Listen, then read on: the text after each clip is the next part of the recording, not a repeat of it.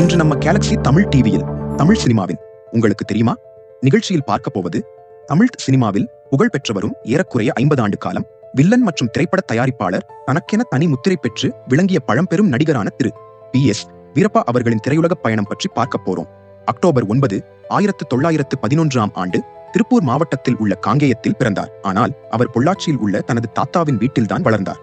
படிப்பின் மீது ஆர்வம் கொண்டிருந்த போதிலும் மிகப்பெரிய குடும்பம் மற்றும் வறுமை காரணத்தினாலும் பல சிறு வியாபாரம் தொழில்களில் ஈடுபட்டார்.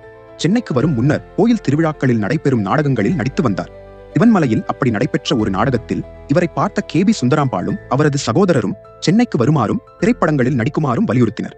சென்னைக்கு வந்த பிறகு AP சுந்தராம்பாள் தன்னுடைய ஒரு சிபாரிசு கடிதத்துடன் இவரை இயக்குனர் எல்லிஸ் R புட் டங்கனிடம் அனுப்பினார்.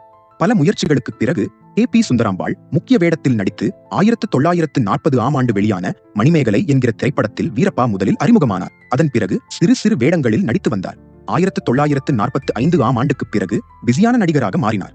அக்காலகட்டத்தில் அவர் நடித்த சில வெற்றி படங்களின் வரிசையை பார்ப்போம். ஸ்ரீமுருகன், இதயகீதம், மாப்பிள்ளை, மதனமோகினி, ஜெனோவா, நாம், காவேரி, அலிபாபாவும் 40 திருடர்களும், மர்மவீரன், மகாதேவி, தங்கமலை ரகசியம், தெங்கோட்டை சிங்கம், சிவகங்கை சீமை, ஆனந்த ஜோதி என்று நிறைய வெற்றி படங்களில் நடித்து வில்லாதி வில்லனாக புகழ் பெற்றார். சக்கரவர்த்தி திருமகள் திரைப்படத்தில் தனது முத்திரை சிரிப்பான உரத்த குரலில் வில்லத்தனம் கலந்த சிரிப்பிற்கு கிடைத்த வரவேற்பின் காரணமாக இதை தனது பாணியாக எல்லா படங்களிலும் பயன்படுத்த ஆரம்பித்தார். MGR, சிவாஜி கணேசன், ஜெமினி கணேசன் போன்றோரிலிருந்து கமல்ஹாசன், ரஜினிகாந்த், விஜயகாந்த் படங்கள் வரை நடித்துள்ளார்.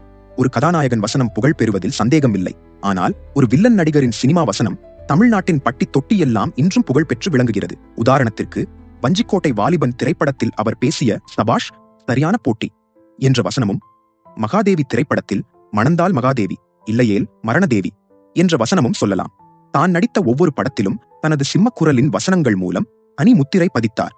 சிறந்த நடிகராக மட்டுமில்லாமல் சிறந்த திரைப்படங்களையும் தயாரித்துள்ளார். இவரின் கலைச்சேவையை பாராட்டி தமிழக அரசு இவருக்கு கலைமாமணி விருது வழங்கி சிறப்பித்துள்ளது. 50 ஆண்டுகளாக தமிழ் சினிமாவின் வில்லனாக தயாரிப்பாளராக ரசிகர்களின் மனதில் நீங்கா இடம் பெற்ற PS வீரப்பா அவர்கள் நவம்பர் 9, 1998 ஆண்டு உடல்நல குறைவால் காலமானார். ஆனால் அவரின் காலத்தை வென்ற கதாபாத்திரங்கள் மற்றும் வசனங்களும் இன்றும் என்றும் நம்முடன் வாழ்ந்து கொண்டே இருக்கும். உங்களுக்கு பிடிச்ச PS வீரப்பா நடித்த படம் எதுவென்று கமெண்ட்ல சொல்லுங்க.